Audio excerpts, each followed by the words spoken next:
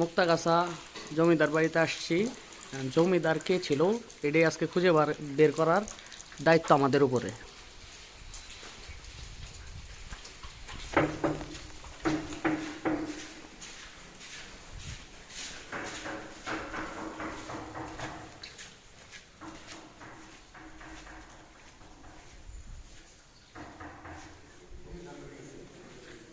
এই জমিদার সাহেব কোথায়?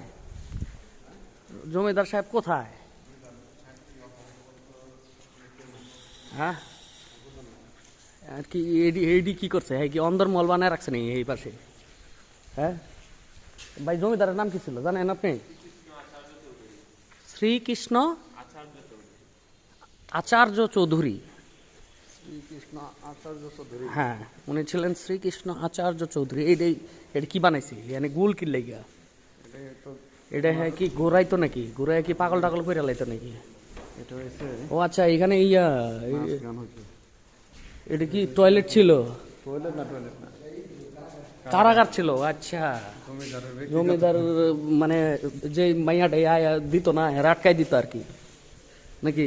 এই খুব জমিদার ছিল। হ্যাঁ, কিভাবে যে ছিল মাথা নষ্ট আমার হয়ে গেল। হ্যাঁ, ভিতরে যত ঠিক করলাম, তুমি তো জমিদার হইতে পারলাম না। না, আমি তো জমিদার হইতে পারলাম না। আমরা যে কি হইলাম।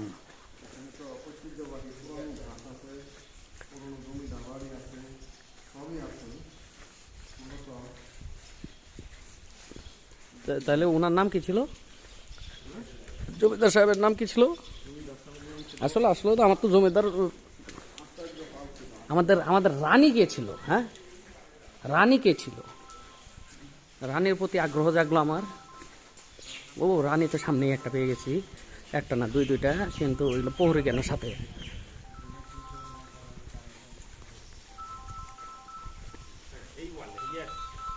এটা কি ফিনিশিং হ্যালো, হয়ে গেল নাকি? হ্যাঁ আর না পাইনি। বিগত প্রায় 10-15 দিন যাবত আমরা কিছু একটা গাড়ি খুঁজতেছি।